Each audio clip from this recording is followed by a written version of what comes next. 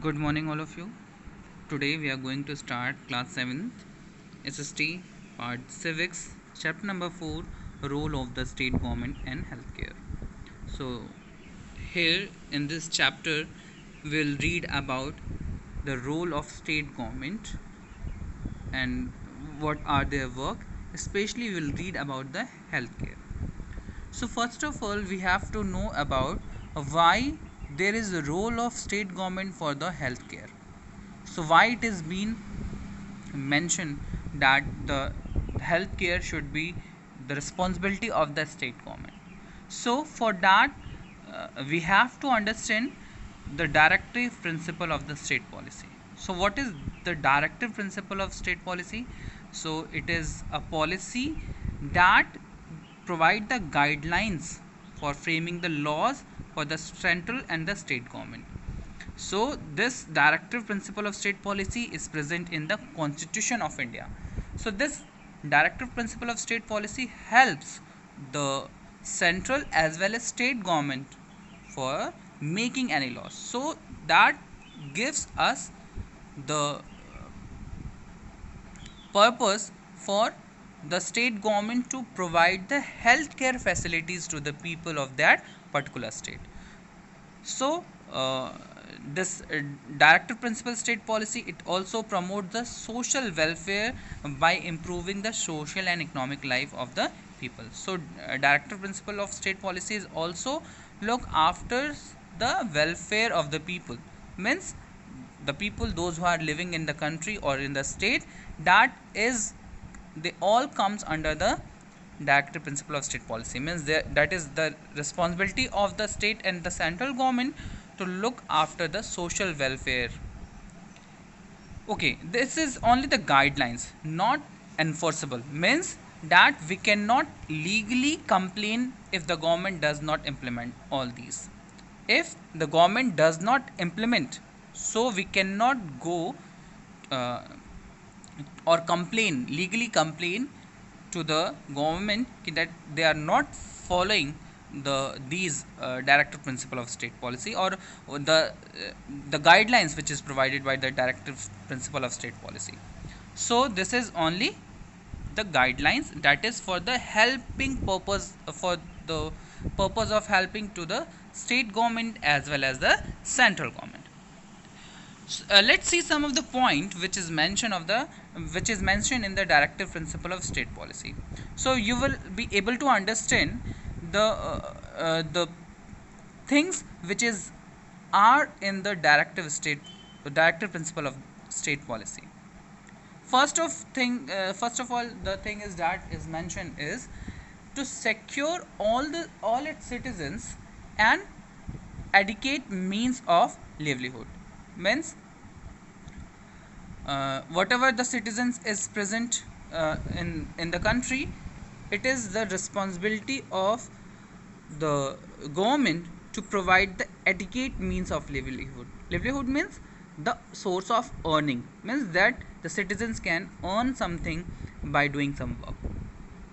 Also it is their responsibility, the whatever the mineral resources which is present in the country, it is available for the all of the people, means it does not like that something is belongs to someone, some natural resources or the material resources which is belongs to someone, it does not distribute it among others. It is the responsibility of the government that they will take care of all those things. The next point is it is ensured that the both men and women can get the equal pay for equal work. It is very important because previously women and men, they have the different salary scale, means they do not get the same amount of salary, same amount of money by doing the same work with the same health, or the same motivation, same thing that is needed for doing some work. So for that purpose, it is the responsibility of the state government and central government to provide the equal pay for the equal work.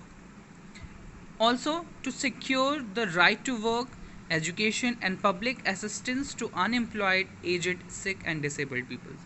So the people, those who are unemployed, those who are aged, those who are sick and disabled, that is their that is the government responsibility to look after that they get the right to work, or they get the education, proper education, and they also get the public assistance. I mean, the people cannot uh, separate or discriminate among them. So for that is also responsibility of the state government or the central government. It provide the maternity relief to working women. It provide the maternity leave to the working women. Working women means those who works in the any sector, they get the maternity leave. Maternity relief means when they are pregnant, they get some of the uh, holidays that they can leave. Basically, they get some leave to take care of them, take care of her and her child. The It also prevent from the child abuse and exploitation of workers. So child abuse is what? Misbehaving with the child, and whether physically or mentally, that is the child abuse and exploitation of workers. That is also responsible for keep watching that the workers do not get exploited from someone. Also, it promotes the cottage industries in the rural areas. Cottage industries means small industries that helps to run the to earn the livelihood of the people. So for that purpose, cottage industries are to be promoted in the rural areas. That is also responsibility of the central and the state government. Here is also to improve the public health facilities and enhance the standard of nutrition of the people. So it is also responsibility of the state government and central government to look after the public health.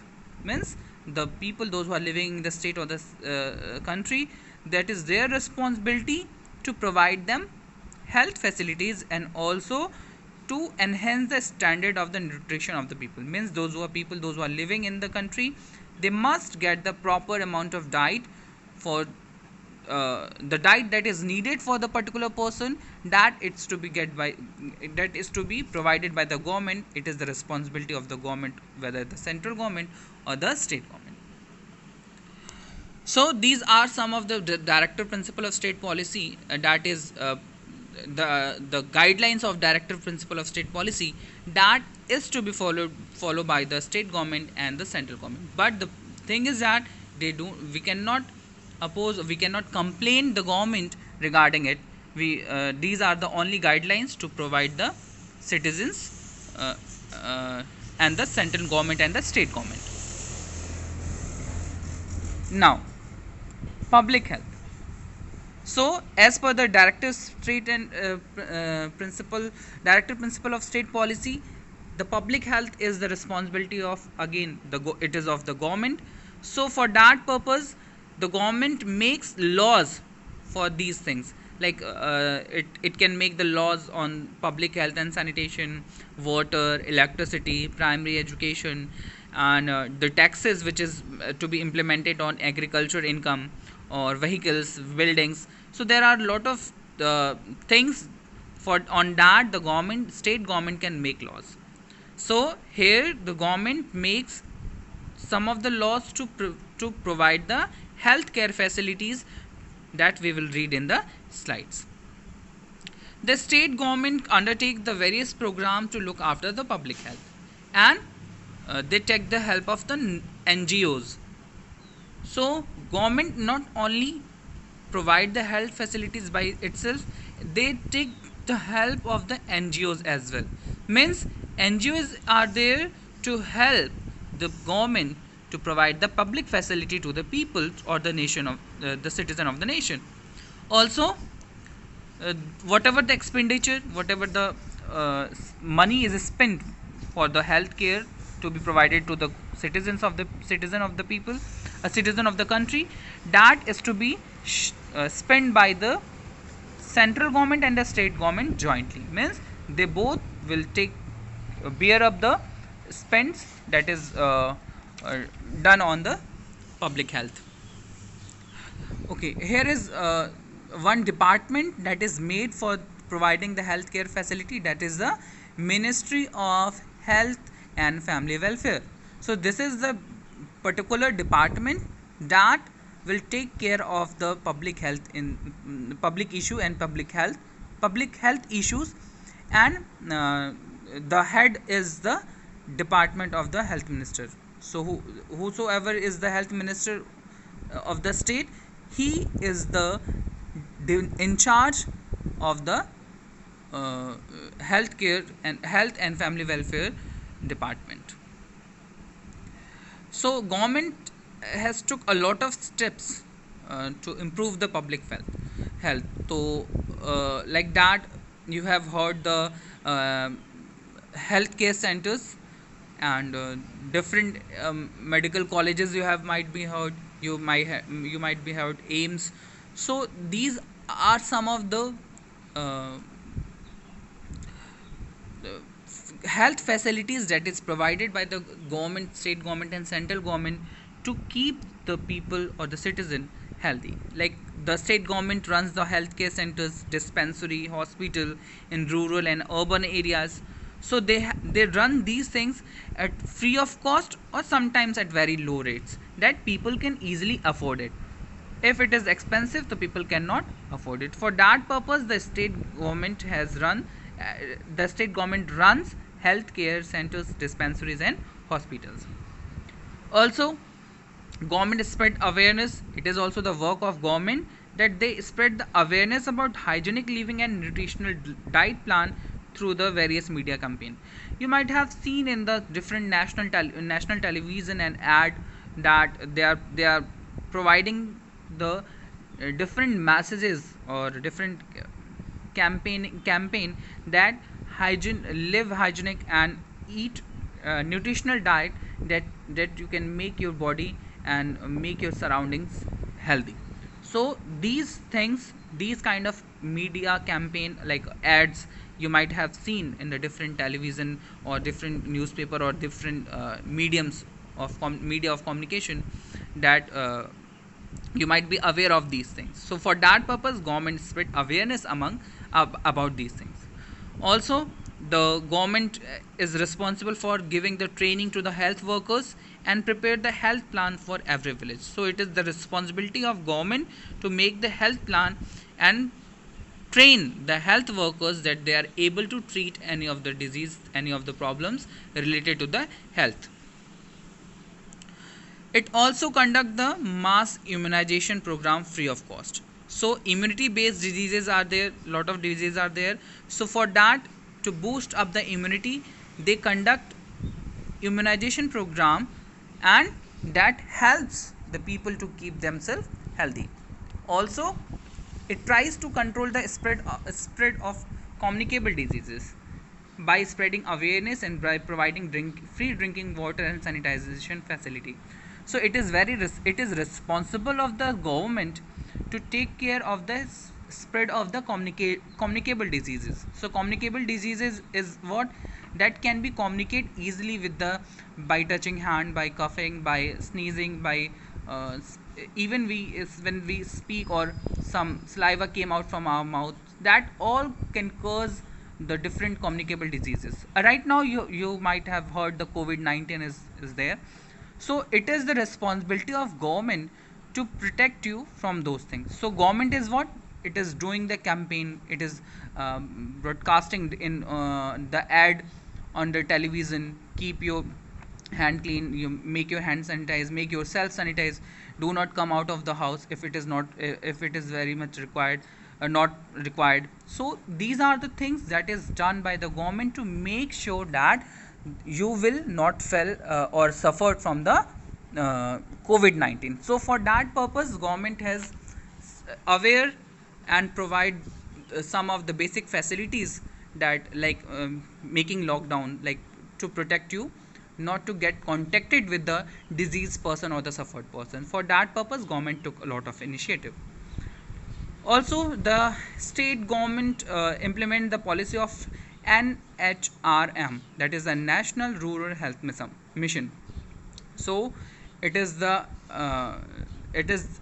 organization that is made to improve the healthcare facilities for the people. So this is the things that is The NHRM provide the uh, policies that should be implemented on each of the state to get healthy and be protected from the diseases.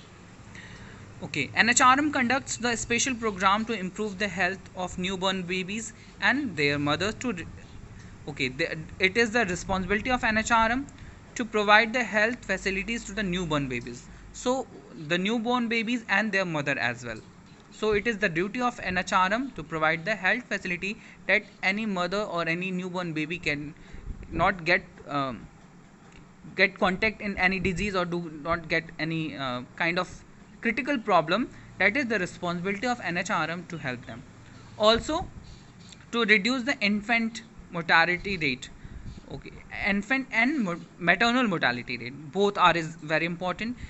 Infant mortality rate means when the child get died after his birth, and maternal mortality rate means when mother get died at the time of giving the birth of the child. So this is both two things are very important: infant mortality rate and the maternal mortality rate, both are very important. So this can be reduced, and for that purpose NHRM is there to work under on this. Now, public healthcare services. So the government made some of the things that help us to provide the public healthcare. Like in every village they run the primary healthcare center, and that primary healthcare center, the trained doctors and nurses are there, and they have some of the basic facilities that they can treat the people. There are some of the samitis were made in the villages by the panchayat, like they have to look after for the health and sanitization, and they volunteer themselves, they volunteer the people that they can keep the village village sanitation in a proper way. So these kind of samitis were made, and there are more samitis. They conduct the household surveys, and they prepare the village health camps, and they do the sanitation drives, means to making the people aware that they must not must clean their surroundings. They must not litter the dust and other things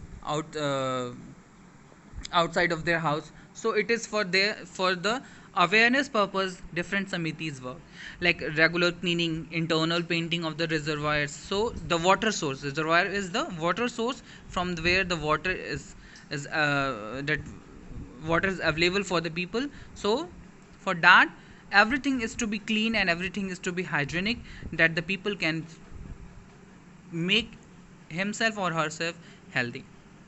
So for that purpose samitis are made. And there is one more thing that is provided by the state government, that is ASHA, that is accredited social health activists.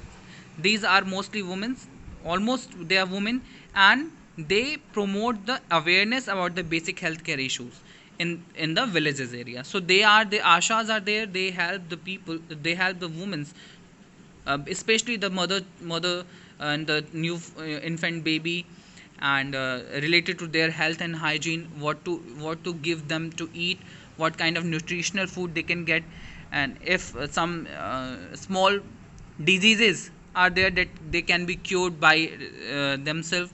So these are the things that is done by the ASHA or the accredited social health activists. There are some of the other functions of the healthcare of the state government for the healthcare, like they conduct they have the district hospital in the big districts. Medical colleges are also there. So medical colleges are there to train the medical personnel. So whatever the doctor nurses are there, they are trained over there in the medical colleges. Also the state government runs the mobile healthcare vans. So mobile healthcare vans is what it is a we can say it is a moving healthcare facilities. Suppose if you met with an accident, so you can get, if there is no hospital or there is no facilities in your village or in your area, so mobile healthcare vans are there. They provide the health facility. They are well equipped. The mobile healthcare vans are well equipped.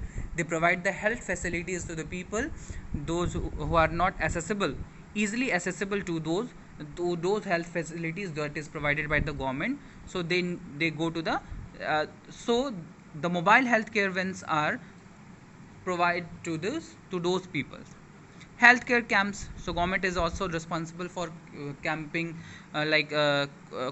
cataract operation, problems which is more uh, uh, more effective, like mass vaccination, blood donation, oral medical program. So these are the health camps which is done by the government to provide the protection to the people.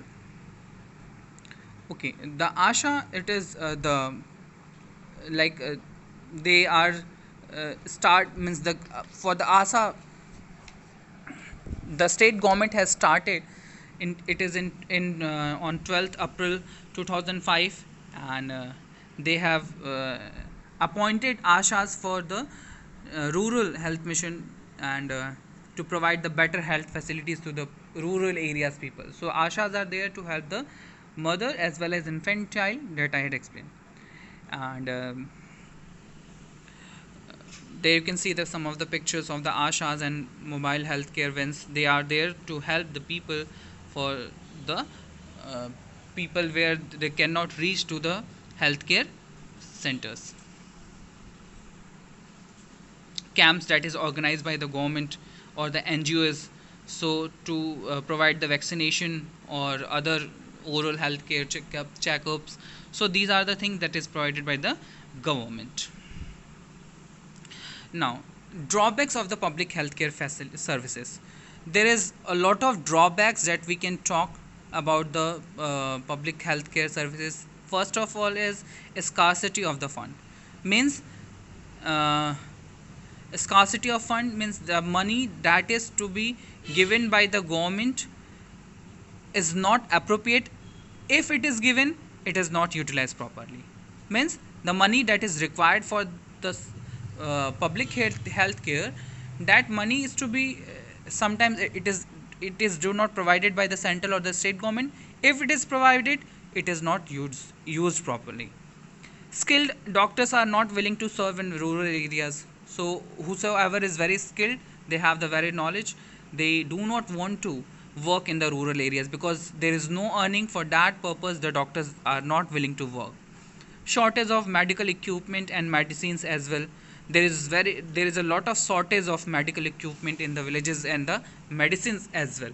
Sometimes the equipments are there, the equipments won't work, and medicines are expired, or some if the medicine do not reach to the people those who are needed. So these are the drawbacks of the public healthcare facilities. Also, the lack of infrastructure. Suppose if it is required one or two three rooms for particular treatment, so there is no particular buildings that is provided by the government that to treat the people. For that is also the infrastructure is very less, and that inadequate number of public healthcare center in the rural areas.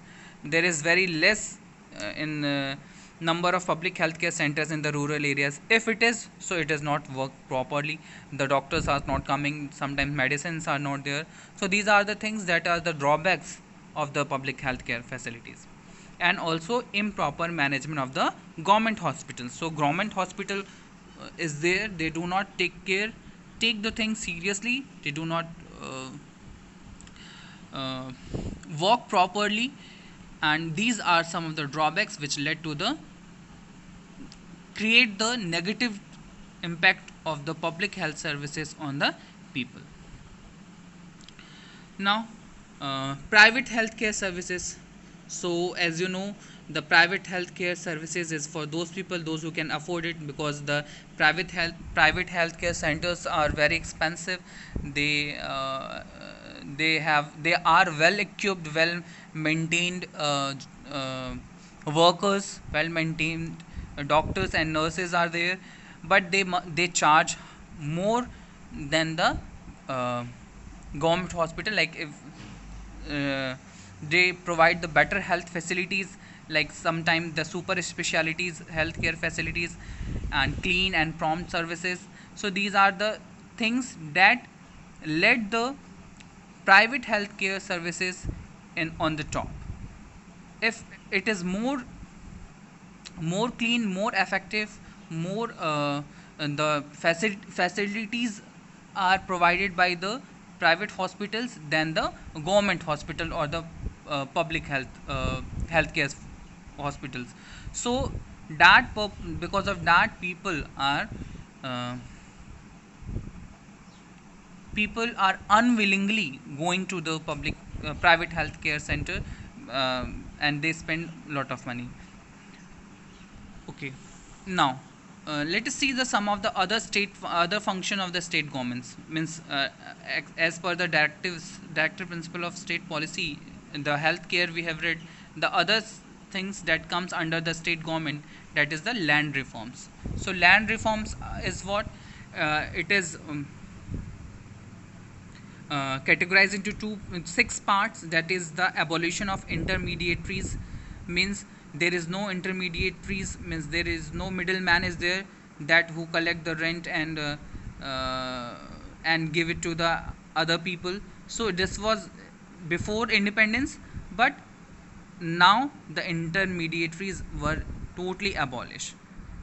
Tenancy regulation means to improve the contractual terms, including the security of tenure. Suppose if you want to take some land for tenancy and you want to grow something, so for that purpose also there is regulation that people who are giving the land and people who are taking the land, they must have the common rules for them. Also ceiling of land holding, to redistribute the surplus land to the landless. Some people are having a large amount of land and some people are landless. For that purpose they redistribute the lands from the more landowners to the landless people. Also they attempt to consolidate the disparate land holdings. Some people have the literally huge amount of land they are having, and it is the responsibility of government to provide those uh, to to take those land and to provide the people, those who are unable to purchase or unable to have the land, and to provide them, and they can use those land for the various purposes. Also encouragement of the cooperative joint farming. Cooperative is very important. Cooperative is what? It is a group of people, those who do the work and earn money and distribute those money to the all people. Means they have the same amount of share, they have the same share of their profit and the work also. And settlement of regulation of tenancy, that the tenancy is taking rent of land, so that is to be also have to be under rule and regulation. So these are the things that is the that is to be looked after by the state government for the land reform purposes. Now education. So education is what? It is a very important aspect of the citizens of any nation. Health is there, it is important. Land is also there, but education is most important thing. If we are educate, so we are able to deal with the all of the problems which comes in front of our life. So education is very important. So to educate the people, common people, the Sarv Shiksha Abhiyan, it is a program that is started by the government of India to get the universal elementary education.